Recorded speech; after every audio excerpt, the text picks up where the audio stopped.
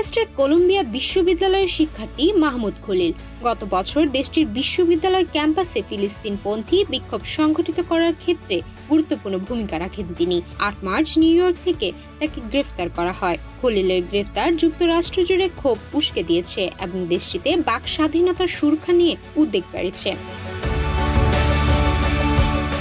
খলিলের গ্রেফতার যুক্তরাষ্ট্রে কোনো ফেডারেল অভিযোগ দায়ের করা হয়নি। প্রেসিডেন্ট ডোনাল্ড ট্রাম্প ফিলিস্তিনপন্থীদের আন্দোলনের ঘটনায় ক্ষোভ প্রকাশ করে সামাজিক যোগাযোগ মাধ্যমে পোস্ট করেছেন, এটা প্রথম গ্রেফতার, আরও অনেক আসতে চলেছে। তিনি খলিলকে কট্টর হামাসপন্থী বিদেশি শিক্ষার্থী বলে আখ্যায়িত করেছেন।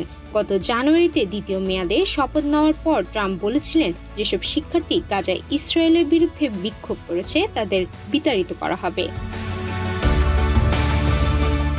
2024 সালের ডিসেম্বরে কলম্বিয়া বিশ্ববিদ্যালয় থেকে স্নাতকোত্তর ডিগ্রি অর্জন করতে চলা খলিল গত বছর গ্রিন কার্ড পান। তার স্ত্রী যুক্তরাষ্ট্রের নাগরিক এবং 8 মাসের অন্তঃসত্ত্বা। তবে তার গ্রেফতার ও বিতাড়ন নিয়ে প্রশ্ন উঠেছে, বিশেষ করে গ্রিন কার্ডধারীরা যুক্তরাষ্ট্রে স্থায়ীভাবে বসবাসের অধিকার পেয়ে থাকে।